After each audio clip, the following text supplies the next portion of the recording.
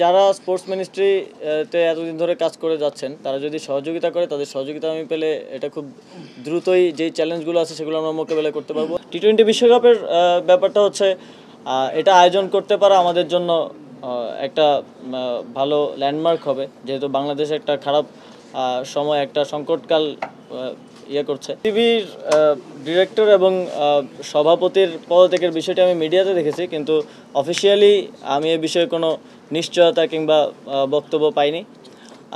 এ বিষয়ে আমরা আলোচনা করছি বিভিন্ন স্টেক হোল্ডারদের সাথে, ক্রিকেট সংগঠক, সাবেক ক্রিকেটার, এ বিষয়ে একটি ভালো সমাধানে পৌঁছানোর জন্য। এবং নারী ক্রিকেট বিশ্বকাপের বিষয়টিও এখনও প্রক্রিয়াধীন আছে। এ বিষয়ে আমরা আইসিসি সহ আরও যারা বডি আছে সবার সাথে আলোচনা করার মাধ্যমে একটি সিদ্ধান্তে পৌঁছাবে এবং আপনাদেরকে অবগত করব। Last 3 questions.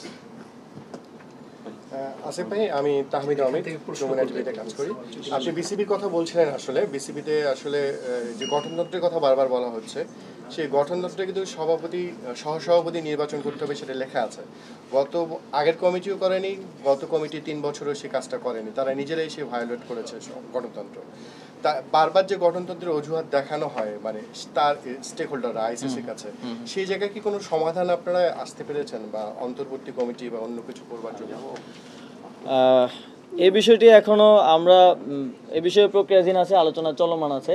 তো কোনো একটা সমাধানে পৌঁছানোর আগ পর্যন্ত আমি এ বিষয়ে কোনো মন্তব্য করতে চাচ্ছি না। কতদিনের মধ্যে হতে পারে? খুব দ্রুত সময়ের মধ্যে আপনারা সুসংবাদ পাবেন, আশা করি আপনাদেরকে জানাতে পারবো। আর কোনো প্রশ্ন? উপদেষ্টা, আমি সনদ পাগলা, আমি সকাল সন্ধ্যায় কাজ করি। আমি আপনার কাছে মানে সবকিছুর বাইরে একটা জিনিস জানতে চাই, আপনি স্পোর্টস মিনিস্ট্রি, ইয়ুথ মিনিস্ট্রি, এটা কেমন উপভোগ করছেন? এই কদিন তো বলুন কেমন উপভোগ করছেন, কীরকম চ্যালেঞ্জ দেখতে পাচ্ছেন? করা কি চেঞ্জ করা কি সহজ হবে না কঠিন? আমার মনে হয় যারা স্পোর্টস মিনিস্ট্রিতে এতদিন ধরে কাজ করে যাচ্ছেন তারা যদি সহযোগিতা করে, তাদের সহযোগিতা আমি পেলে এটা খুব দ্রুতই যেই চ্যালেঞ্জগুলো আছে সেগুলো আমরা মোকাবেলা করতে পারবো। এবং অন্যান্য সেক্টরের থেকে আমার মনে হয় এখানে কাজ করাটা সহজ হবে, এবং আমরা খুব দ্রুতই আপনাদেরকে আমাদের সাফল্য এবং দৃশ্যমান যেই সফলতা সেটা দেখাতে পারবো। হ্যাঁ, আমি উপভোগ করছি, কারণ আমার স্পোর্টসের প্রতি ইন্টারেস্ট ছিল, আপনারা জানেন। তো সেই জায়গা থেকে আমি উপভোগ করছি, বাট ম্যানেজমেন্টের জায়গায় অভিজ্ঞতা নেই, সেই অভিজ্ঞতা নেওয়ার চেষ্টা করছি। আমি হুমায়ুন কবির রোজ, এখন টেলিভিশনে স্পোর্টস ইনচার্জ। আর বেশি কোশ্চেন নেই না। কিছুদিন আগে আপনার সাথে বাংলাদেশ ক্রিকেট বোর্ডের বোর্ড পরিচালক ও সাবেক অধিনায়ক দেখা করেছেন। সেখানে নিশ্চয়ই টি-20 বিশ্বকাপ নিয়ে কথা হয়েছে। টি-20 বিশ্বকাপের কথা আপনি বললেন যে কিছুদিনের মধ্যে সিদ্ধান্ত হবে, তবে আমি যতটুকু জানি আইসিসি একটা সময় টাইম ফ্রেম বেঁধে দিয়েছে, 20 তারিখের ভিতরে সিদ্ধান্ত হবে। তাদের বিকল্প ভেন্যু আছে। যদি বাংলাদেশে টি-20 বিশ্বকাপটা না হয়, সেক্ষেত্রে আপনার বা আপনার সরকারের একটা বড় চ্যালেঞ্জ কিনা একটা নিরাপত্তাজনিত পরিবেশে, এটা একটা বিষয়। আর আপনি বিসিবিতেও কিছু পরিবর্তনের কথা বলেছেন, সেই পরিবর্তনটা কীরকম হতে পারে? বোর্ড পরিচালকদের পরিবর্তন বা কোন প্রক্রিয়ার পরিবর্তন? দুটো বিষয় আগে টি-20 বিশ্বকাপের বিষয়টা, যে চ্যালেঞ্জটা সরকারের কাছে। টি-20 বিশ্বকাপের ব্যাপারটা হচ্ছে এটা আয়োজন করতে পারা আমাদের জন্য একটা ভালো ল্যান্ডমার্ক হবে, যেহেতু বাংলাদেশ একটা খারাপ সময়, একটা সংকটকাল করছে। আবার একই সাথে যারা আমাদের মেহমান হয়ে আসবেন তাদের নিরাপত্তা নিশ্চিত করাটাও আমাদের দায়িত্ব। তো এই সব কিছু বিবেচনায় এটা তো শুধুমাত্র স্পোর্টস মিনিস্ট্রির মধ্যে আর নেই, এটা স্টেট ম্যাটার।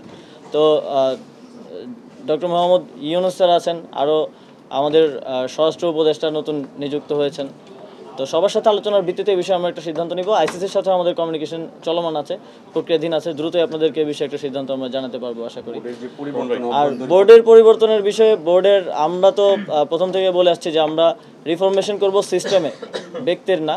তবে সিস্টেমকে যারা কারাপ্ট করেছে তাদের ব্যাপারেও পরিবর্তন আসবে, এটাও সুনিশ্চিত। তবে আমরা বোর্ডের পরিবর্তনের ক্ষেত্রে মনোযোগ দিচ্ছি বোর্ডের যেই কনস্টিটিউশন আছে, যারা নতুন দায়িত্বে আসবে কিংবা পাবে তাদেরকে সেই কনস্টিটিউশনে সেটাকে আরও ডেমোক্রেটিক করে গড়ে তুলতে হবে, এবং পাশাপাশি যে অনিয়ম দুর্নীতিগুলো এতদিন হয়েছে সেগুলোও প্রকাশ করতে হবে, যাতে বাংলাদেশ ক্রিকেট বোর্ডকে নতুনভাবে সাজানো যায়। শুধু ক্রিকেট বোর্ড না, বাফুফে সহ অন্যান্য যে ফেডারেশনগুলো আমাদের অধীনে আছে সবার ক্ষেত্রে আমাদের একই পরিকল্পনা।